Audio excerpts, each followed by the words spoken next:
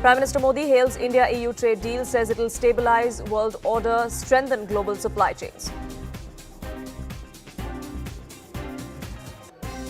EU chief says the mother of all deals shows the importance of cooperation at a time when trade is being weaponized in the world. EU Council President Antonio Costa urges Prime Minister to help create conditions for peace for Ukraine through dialogue and diplomacy, says both sides support efforts to reach sustainable solution. War words erupts within India bloc in Tamil Nadu as Congress MPs and DMK MLA clash over power sharing demands. Threats of staking claim to Madurai North countered. Madras High Court sets aside single judge order, says single judge should have waited for certification board to file counter affidavit in the Jana Nayagan case, orders a fresh hearing.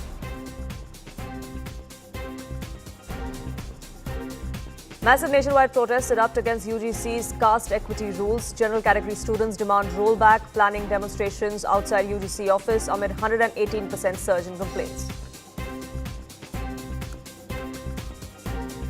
Debate over entry of non-Hindus into Badrinath and Kedarnath intensifies. Temple committee calls shrines sacred, not tourist sites. Chief Minister of Uttarakhand promises inclusive management while opposition claims it spreads hatred.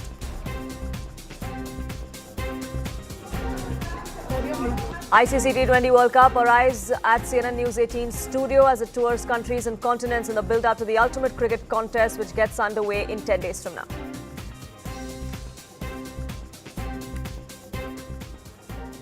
A heated debate has erupted over temple panel's decision to bar entry of non-Hindus at the Kedarnath and Badrinath shrines. The move has sparked controversy with differing opinions among religious authorities, politicians and the public at large. Uttarakhand Chief Minister Pushkar Singh Dhami has clarified that the final decision will be made strictly based on rules, emphasizing that the government will follow the legal framework in handling the matter. Interestingly, Badrinath priests themselves have opposed this panel's decision, highlighting concerns over inclusivity and management of the shrine. Meanwhile, opposition, which is the Congress in this case, has criticized the move, calling it divisive and claiming that it will only polarize communities further.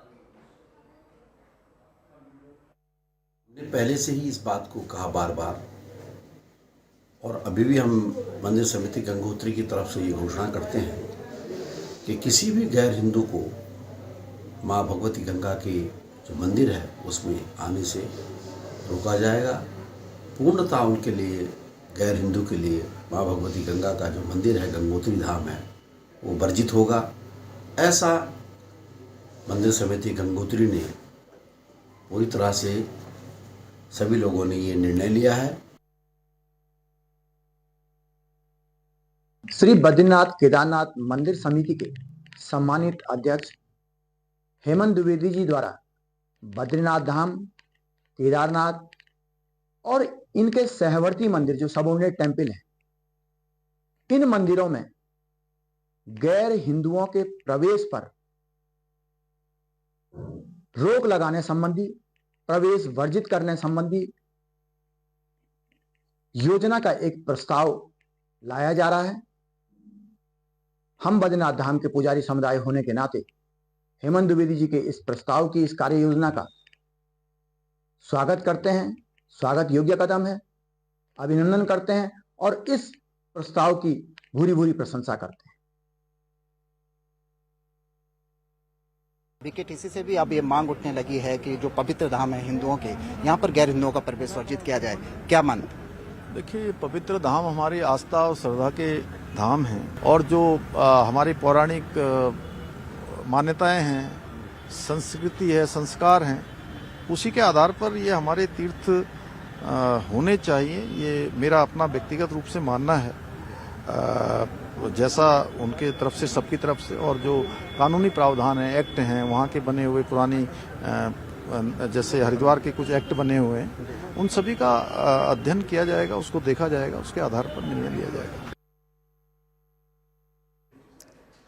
Now, is this move about preserving sanctity of holy shrines like Kedarnath and Badrinath, or is this about segregation as the opposition is alleging? Well, there is precedent, and that's exactly what the state government is also pointing to. Here's what has transpired so far as non-entry of Hindus at other shrines is concerned. January this year in 2026, in fact, it started with Har Ki Pauri in Haridwar, where citing over a century-old municipal bylaw, non-Hindus were restricted. 2 years ago, January 2024, the Madras High Court had, in its order for temples in Tamil Nadu, claimed and directed the Tamil Nadu HRNC Department of the Government to install boards in all Hindu temples across the state, stating that non-Hindus will not be permitted beyond the flagpole area because the temple is not a tourist spot, it's not a picnic spot, but it is a place of sanctity of worship. Similar situation transpired in another temple in Tamil Nadu where non-Hindus were restricted from entering the innermost sanctum where the principal deity is located. Then in Kamakshi Ammam temple as well, non-entries have been barred and that has been going on for several years now.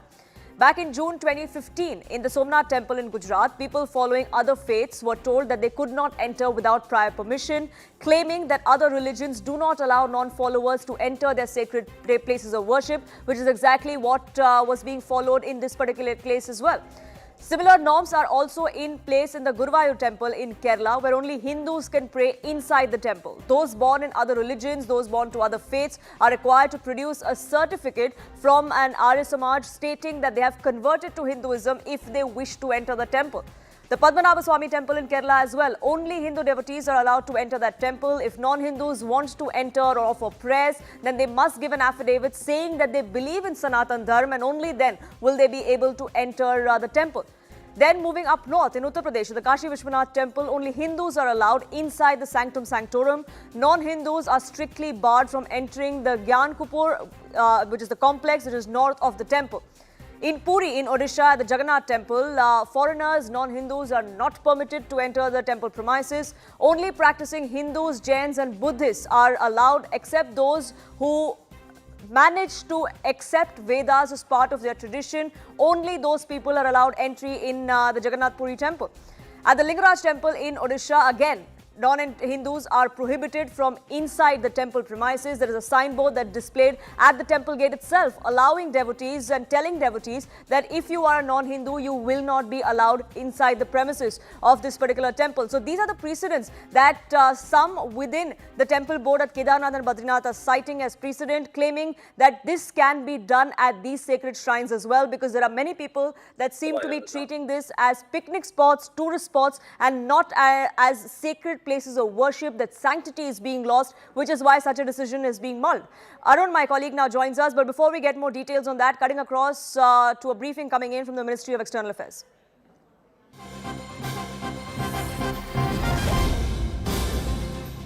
Let me make a few quick points. Truly historic visit that is currently underway. As you're aware, the President of the European Council, His Excellency Mr. Antonio Costa, and the President of the European Commission, Her Excellency Mrs. Ursula von der Leyen, are on a state visit to India at the invitation of Prime Minister Shri Narendra Modi. Both the presidents were jointly chief guests at the Republic Day celebrations yesterday. This is the first time ever that we've had European leaders as guests of honor for our Republic Day. The leaders from the EU are accompanied by the EU High Representative for Foreign Policy and Security and Vice President of the European Commission, Her Excellency Ms. Kaja Kallas, the EU Commissioner for Trade and Economic Security, as I said, Mr. Maros Sefcovic, and other senior leading officers from the Commission and the Council. Yesterday, Honorable Rashtrapati Ji received both the presidents at Rashtrapati Bhavan. The dignitaries then witnessed the Republic Day parade as guests of honor. For the first time ever, there was a EU contingent, in fact, consisting of European Union military staff and the European Union naval operations, Atalanta and Aspidus, representatives from both of these operations participating in the Republic Day parade. The EU leaders also joined Rashtrapati Ji and Prime Minister in the evening at the at-home reception at Rashtrapati Bhavan. Today, Presidents Costa and von der Leyen and Prime Minister Modi co-chaired the 16th India-EU summit. They held detailed bilateral talks, both in the restricted format and in the delegation level format. Prime Minister hosted a luncheon in honor of the visiting presidents. There were several key documents that were signed and exchanged before the leaders, including, as you have all come to know by now, the joint announcement on the conclusion of the negotiations of a landmark and historic India-EU free trade agreement, an equally important security and defense partnership agreement between the two sides, and an MOU on a comprehensive framework on cooperation on mobility, among others. Prime Minister and President von der Leyen also addressed the India-EU Business Forum in Bharat Mandapam, where more than 100 CEOs from both the sides participated. The Business Forum comes at a timely moment, straight in the wake of the completion of negotiations of the India-EU FTA, because we will need the businesses on the two sides to quickly translate the intention of the FTA into concrete outcomes.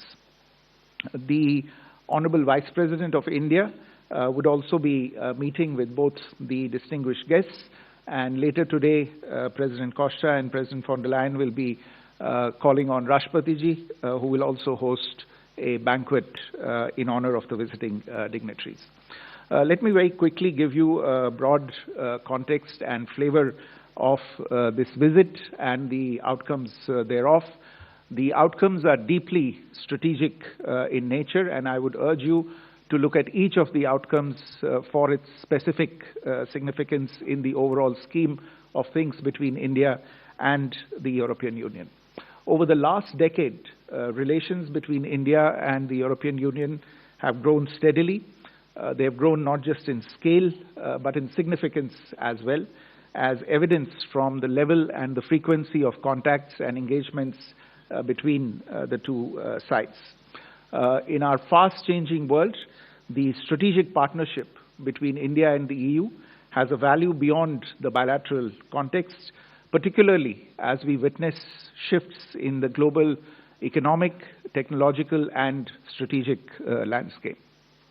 As the world's second and fourth largest markets, India and the EU also have very high stakes on all critical global challenges of the day, including overdependence and concentration of global manufacturing and supply chains on a limited set of geographies, an ineffective multilateral system, emerging multipolarity, and growing protectionist tendencies in different parts of the world. And therefore, as two large pluralistic democracies and open market economies, our leaders have resolved to take this very strategic partnership forward for mutual benefit and for the greater good of the global population as a whole. Our relations got a very big boost last year with the historic visit of the EU College of Commissioners, which facilitated a whole-of-government approach to our most immediate priorities, which include some of the outcomes today.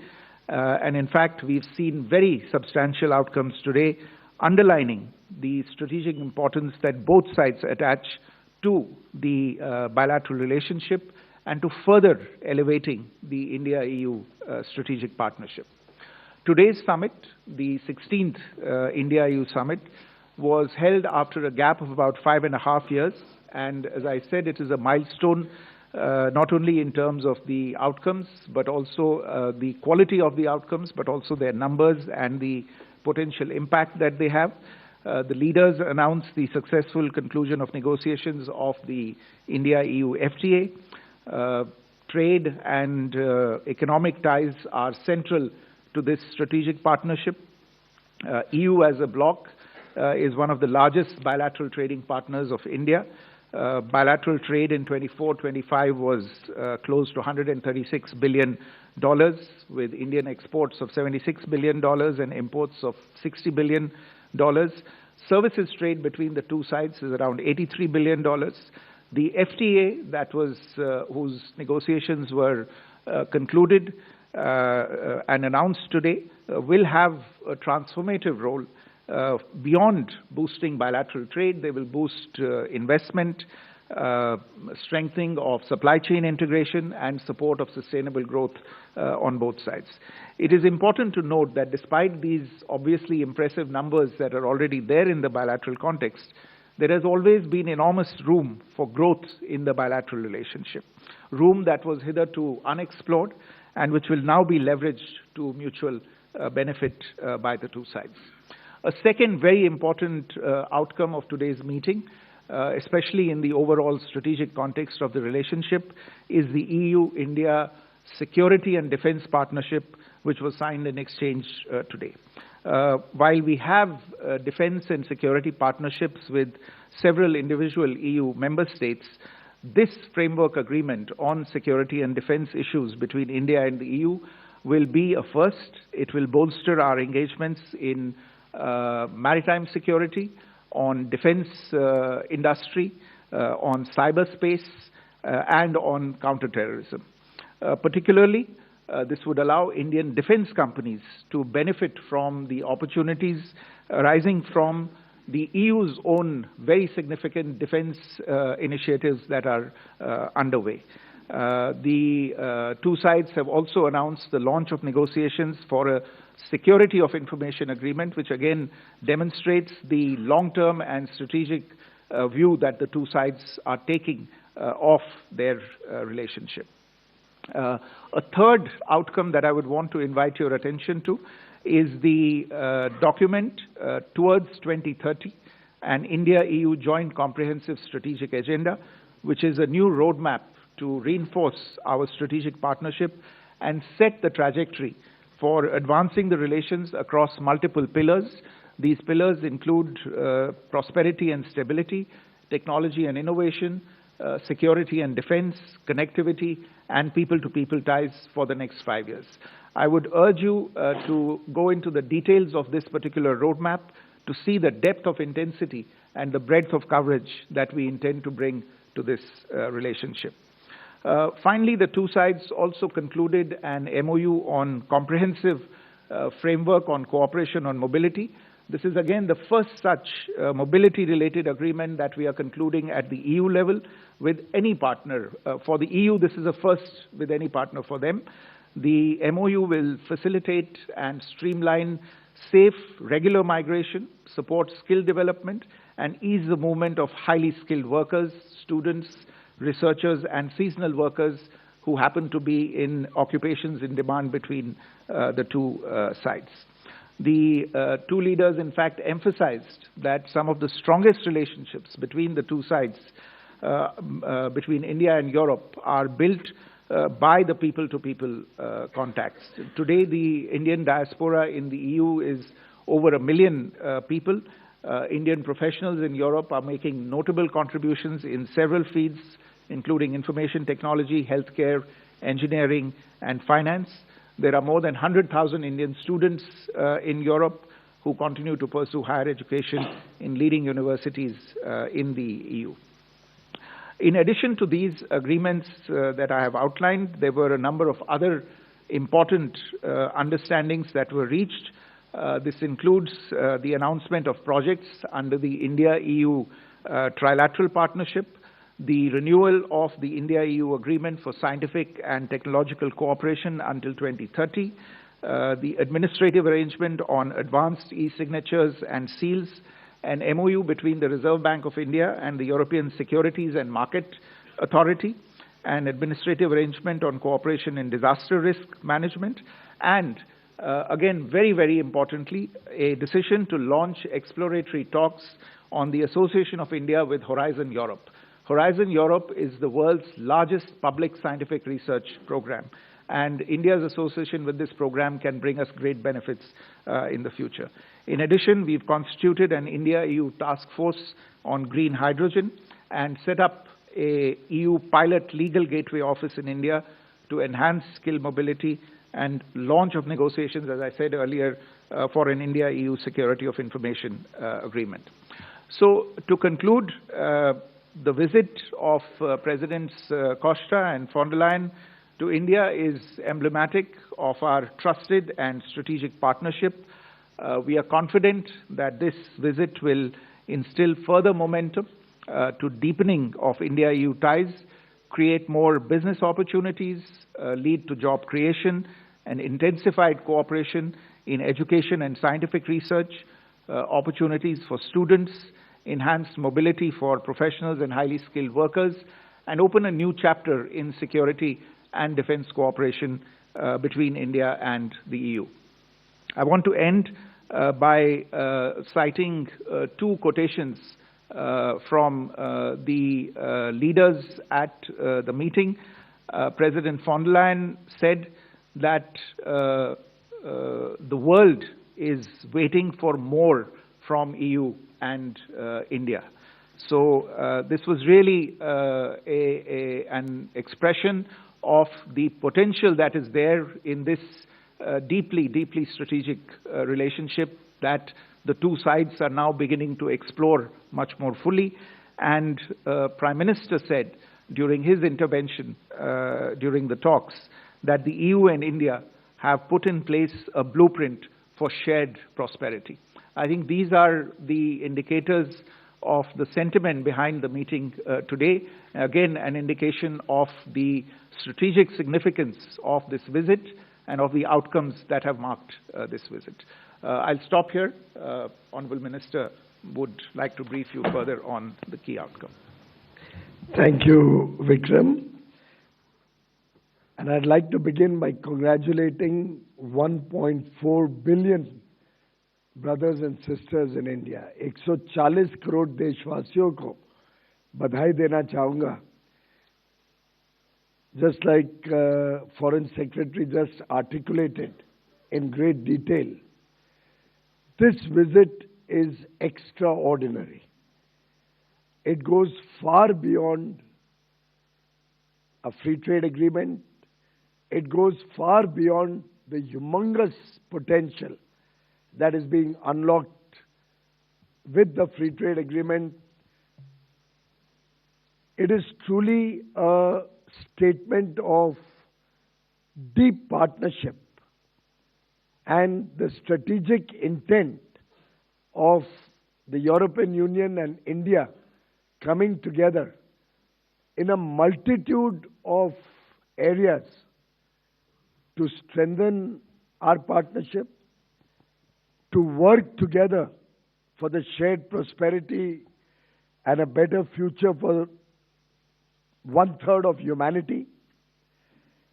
It is a reflection that when 25% of global trade decides to strengthen the strategic partnership, including with the free trade agreement, it unlocks the doors to defense cooperation, greater investments, to cooperation in the field of innovation and science, to further integration of financial markets. And therefore, I would term this visit, as very rightly pointed out by the Honorable Foreign Secretary, as a game-changing and transformational visit in terms of the strategic partnership between European Union and India. And therefore, I think congratulations are in order to Honorable Prime Minister Shri Narendra Modi ji, to Her Excellency Ms. Ursula von der Leyen, the President of the European Commission, and His Excellency Mr. Antonio da Costa, the President of the European Council. They have provided visionary leadership, which has further been strengthened with colleagues from almost all parts of government in both the European Union and India. Everybody playing their role to prepare the roadmap and lay the foundation for a very powerful economic, geopolitical, and strategic partnership of the 21st century. We are also very pleased to have concluded negotiations on, as Ms. von der Leyen herself has articulated, the mother of all deals, a free trade agreement which covers 25% of global trade. It is our 8th free trade agreement under Prime Minister Narendra Modi, each and every one of them with developed nations and collectively reflecting an agreement between India and 36 developed nations. With these 27 of the European Union, 4 from the EFTA, 31 and 6 more, 37 developed nations and India have entered into free trade agreements in a short span of 4 years under the leadership of Prime Minister Narendra Modi. Friends, this breakthrough in the EU-India trade relations comes after 20 years. You're all aware the discussions were launched in 2006. 16 rounds of negotiations were held. Sadly, in 2013, efforts were aborted and almost nobody ever imagined the European Union and India being able to come up with such a robust partnership framework as has been finalized by our leaders today. In fact, when we relaunched negotiations in mid-2022 and laid the initial foundational work, prepared our game plan and way forward, we had elections in India and then in the European Union through 2024. So the heavy lifting for this FTA really started after the historic visit of the European Union Trade Commissioners led by Ms. von der Leyen in February 2025. And I think it's been the labor of love of the entire government in European Union and India, burning the midnight oil, persevering, working in a spirit of cooperation, India negotiating with self-confidence, both sides agreeing to focus on what is good for both set of countries, the European Union and India, leaving the sensitive issues aside, and therefore coming up with a very balanced, equitable and fair free trade agreement, which is a win both in India and European Union, opening up plethora of opportunities for investment, opening up markets which are complementary, with India gaining access significantly in labor-intensive industries like marine products, chemicals, footwear and leather, plastic rubber goods, textiles, apparel and clothing, gems and jewelry, furniture, sports goods, toys, and the European Union industries gaining access to the large and fastest growing economy of India in innovation, technology, sectors of precision engineering, and areas where India continues to look for partnerships and technologies from across the world. Friends, this agreement covers almost 99% of the total exports that are sent from India to the European Union and about 97% plus of the total exports from European Union to India. Something which is unprecedented and reflects the strength and the depth of this agreement. We have tried to address the asymmetry in economic development between the two nations with different per capita incomes, with transitional periods, but ultimately focusing on the complementary strengths of both economies such that all 28 countries will stand to benefit. Collectively, the European Union today imports nearly $6.5 trillion worth of goods and nearly $3 trillion worth of services. India plays a very small role in that. Our total exports are currently just about 1.5% of the goods import into Europe and barely 2.5% of the services import into Europe. With this massive opening up of opportunities, the European Union has also opened up many new sectors. India has opened up many new sectors in the services space. We can see a big thrust to the services sector. As I said, on marine products, almost 94% of the tariff lines and almost the entire value of goods that are exported are going to get duty-free access. As I said before, areas like textiles, apparel, home decor, furnishing, where India has very serious labor-intensive interests, 100% of the European market will be open for business from day one.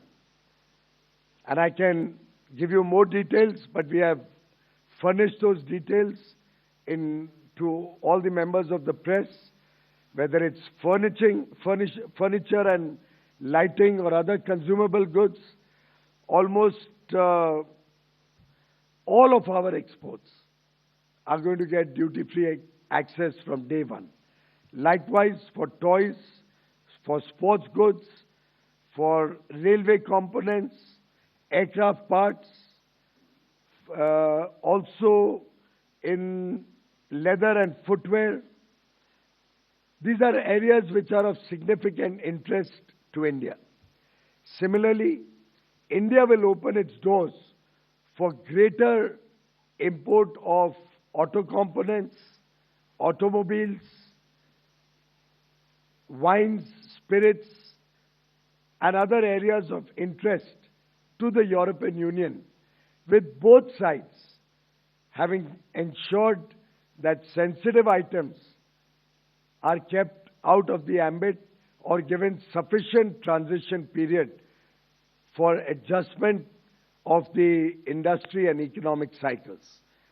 For example, from the context of the European Union, their interest was more in larger automobiles, since they do not make automobiles which are under 15 or 20,000 euros in big measure.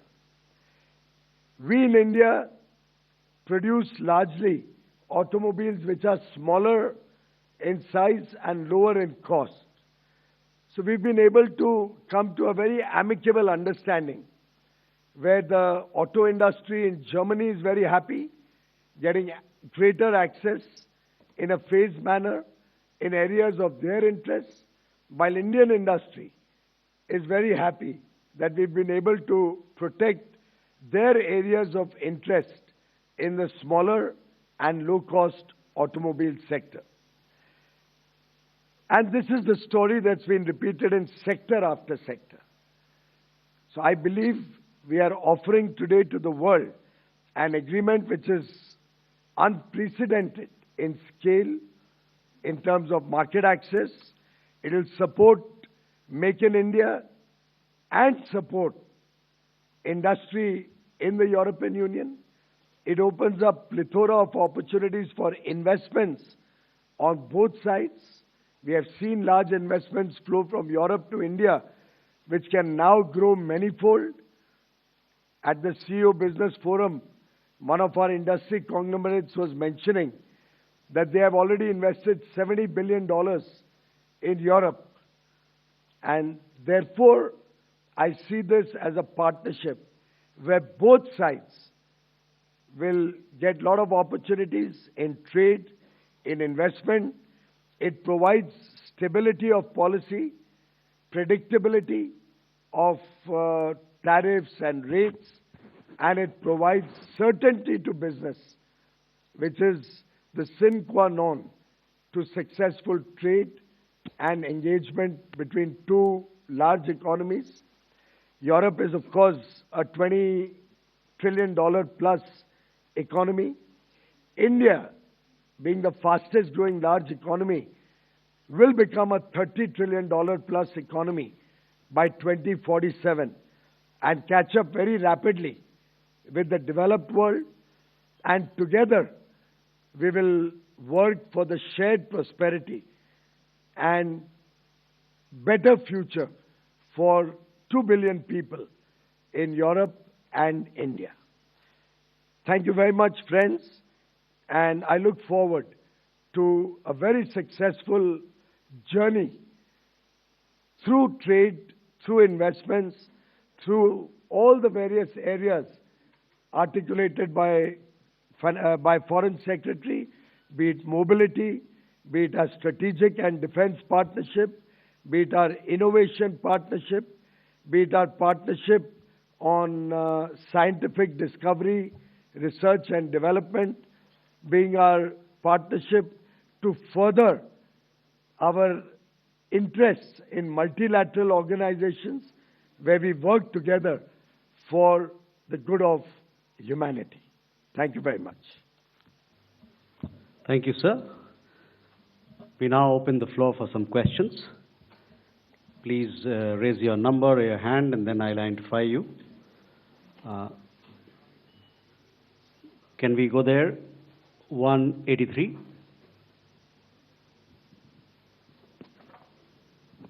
Hi, sir. My name is Siddhant Sibal from WION. To the Minister, sir, how do you see this FTA being implemented? Any timeline, because it has to go through a legal scrubbing through the Parliament as well? And do you think that the signing of the FTA, whenever it happens, will give impetus to other FTAs, including the US FTA? To the Foreign Secretary, sir, it is on the IMEC, how much the conversation was? And to the Commerce Secretary, sir, my question is, was CBAM part of it, or is it excluded? Well, I think every agreement stands on its own legs, and this is a wonderful agreement.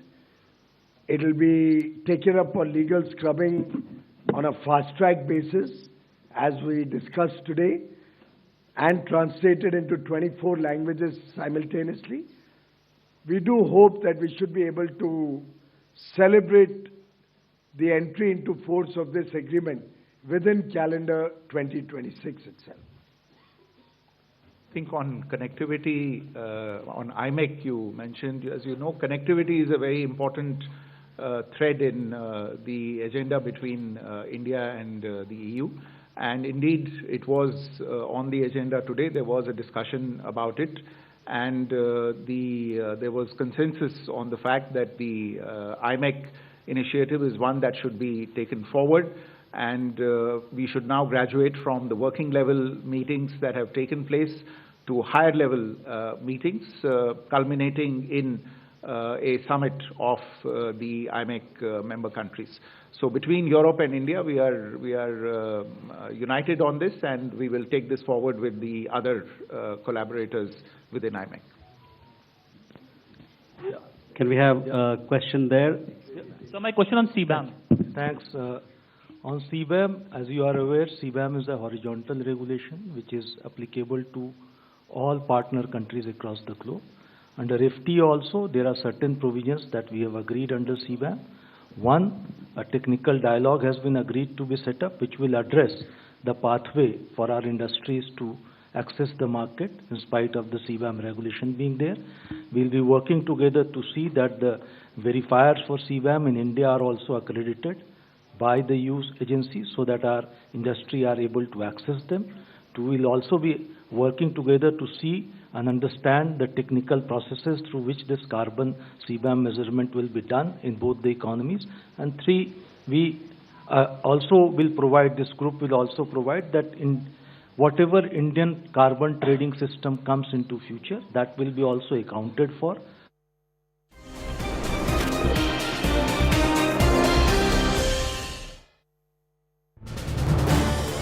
This is News 18 Network.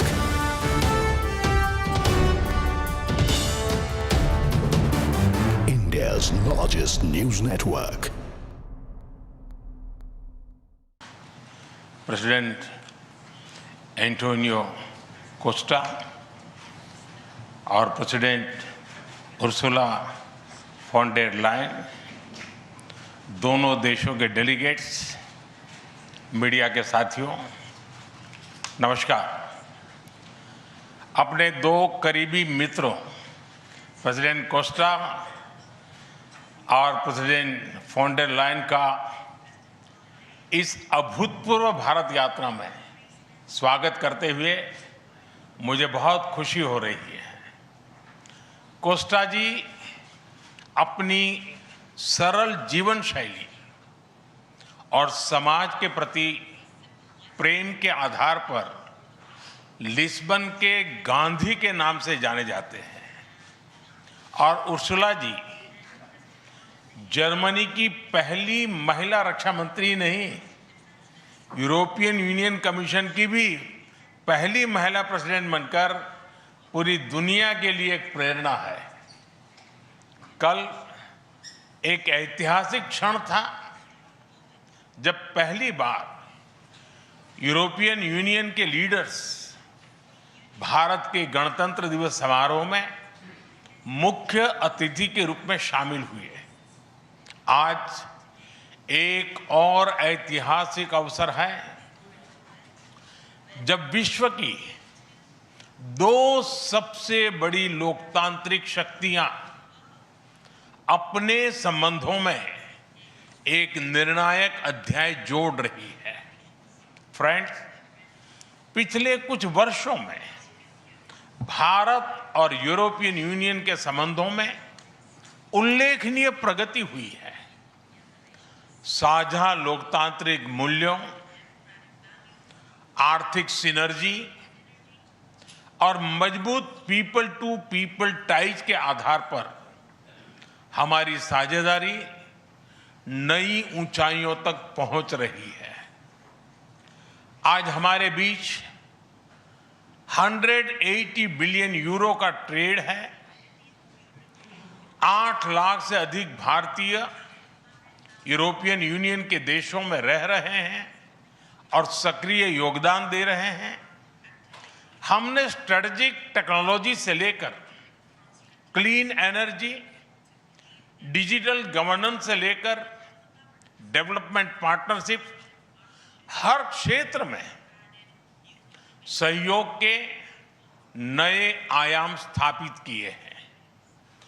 इन्हीं उपलब्धियों के आधार पर आज की summit में हमने समाज के सभी वर्गों को लाभ पहुंचाने वाले कई निर्णय लिए हैं। फ्रेंड्स, आज भारत ने अपने इतिहास का अब तक का सबसे बड़ा फ्री ट्रेड एग्रीमेंट संपन्न किया है। आज 27 तारीख है। ये सुखद संयोग है कि आज ही के दिन यूरोपियन यूनियन के 27 देशों के साथ भारत ये एफटीए कर रहा है। यह एक ऐतिहासिक समझौता हमारे किसानों, हमारे छोटे उद्योगों इसके यूरोपियन मार्केट तक पहुंच आसान बनाएगा, मैन्युफैक्चरिंग में नए अवसर पैदा करेगा और हमारे सर्विसेज सेक्टर के बीच सहयोग को और प्रबल करेगा। इतना ही नहीं, यह एफटीए भारत और यूरोपियन यूनियन के बीच इन्वेस्टमेंट को बूस्ट करेगा, नई इनोवेशन पार्टनरशिप बनाएगा और वैश्विक स्तर पर सप्लाई चेन को मजबूत करेगा। यानी यह सिर्फ ट्रेड एग्रीमेंट नहीं है, यह साझा समृद्धि का नया ब्लूप्रिंट है। फ्रेंड्स, इस महत्वाकांक्षी एफटीए के साथ साथ हम मोबिलिटी के लिए भी एक नया फ्रेमवर्क बना रहे हैं। इससे भारत के स्टूडेंट्स, वर्कर्स और प्रोफेशनल्स के लिए यूरोपियन यूनियन में नए अवसर खुलेंगे। साइंस एंड टेक्नोलॉजी में हमारा लंबे समय से एक व्यापक सहयोग रहा है। आज हमने इन महत्वपूर्ण लिंकेजेस को भी और मजबूत करने का निर्णय लिया है। फ्रेंड्स, रक्षा और सुरक्षा सहयोग किसी भी स्ट्रेटेजिक पार्टनरशिप की नींव होती है और आज हम इसे सिक्योरिटी एंड डिफेंस पार्टनरशिप के जरिए औपचारिक रूप दे रहे हैं। इससे काउंटर टेररिज्म, मैरीटाइम और साइबर सिक्योरिटी में हमारी साझेदारी और गहरी होगी। यह रूल्स बेस्ड इंटरनेशनल ऑर्डर के प्रति हमारी साझा प्रतिबद्धता को भी बल देगा। इंडो पैसिफिक क्षेत्र में हमारे सहयोग का दायरा और बढ़ेगा और इसके साथ हमारी डिफेंस कंपनियां को डेवलपमेंट और को प्रोडक्शन के नए अवसर साकार करेगी। फ्रेंड्स, आज की इन उपलब्धियों के आधार पर हम अगले 5 वर्ष के लिए एक और भी एम्बिशियस और होलिस्टिक स्ट्रेटेजिक एजेंडा लॉन्च कर रहे हैं। एक जटिल वैश्विक वातावरण में ये एजेंडा स्पष्ट दिशा देगा, हमारी साझा समृद्धि को आगे बढ़ाएगा, इनोवेशन को गति देगा, सुरक्षा सहयोग और सुदृढ़ करेगा और पीपल टू पीपल टाइज को और गहरा करेगा। फ्रेंड, भारत और यूरोपियन यूनियन का सहयोग एक partnership for global. Thank you so much for staying with us here on Nation at 5. A newly constructed flyover in Maharashtra's Mira Bhayandar, not very far away from the maximum city, just on the outskirts, in fact, of Mumbai. That has now come under scrutiny after a social media post claimed that the road abruptly narrows from 4 lanes to 2. The Mumbai Metropolitan Region Development Authority has denied any design flaw, saying the transition is planned engineering. It's guided by land constraints, is the argument, and that long-term network expansion will eventually happen.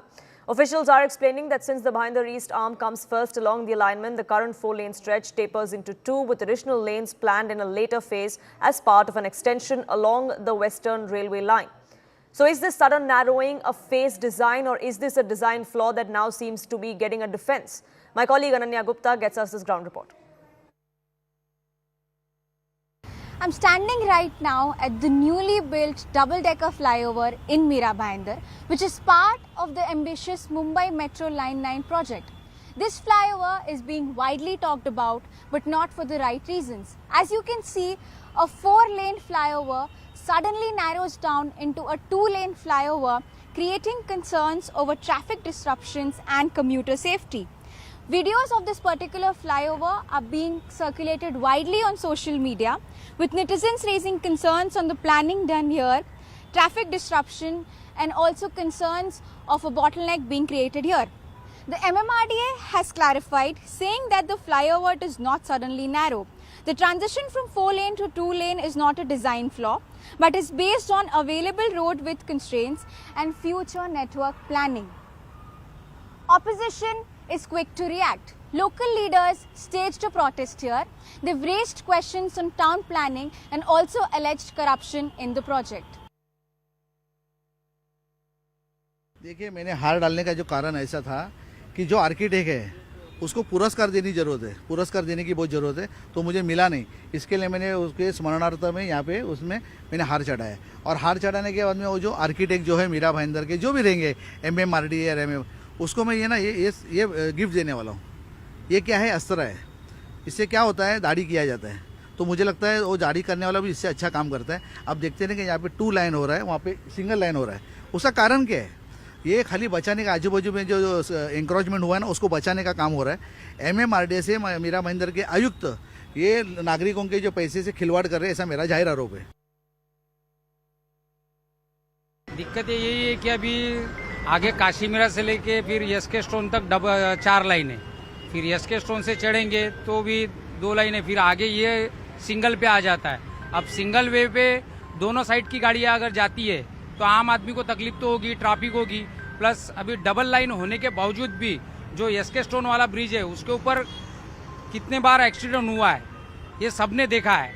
लोगों को सुविधा नहीं मिलती है, ambulance जगह पे नहीं आता है। कई बार, एक बार तो मेरे सामने हादसा हुआ तो मैंने खुद गाड़ी रोक के उसको रिक्शा में डाल के हॉस्पिटल तक पहुंचा दिया है। अब ये सिंगल लाइन है, सिंगल लाइन में डबल गाड़ियां चलेगी तो एक्सीडेंट तो होगा, ट्रैफिक भी होगा। It's a heartbreaking story that has come to the fore from Himachal Pradesh's Chamba district. It highlights a dog's extraordinary loyalty. After 2 young men went missing near the Bharmani temple, they were later found dead, trapped in snow during severe weather.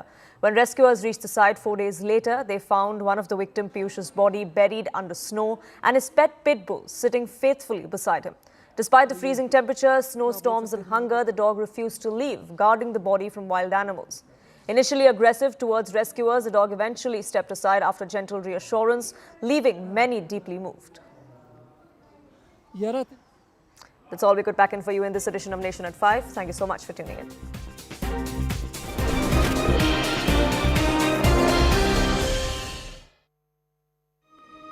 This budget should be a budget of consolidation, make expenditures more relevant for the economy and for the people of the country, and addresses these priorities, the priorities of unemployment, pollution and environment. I think that would be a great budget.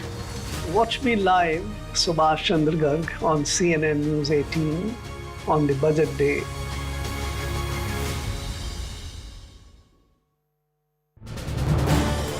This is News 18 Network.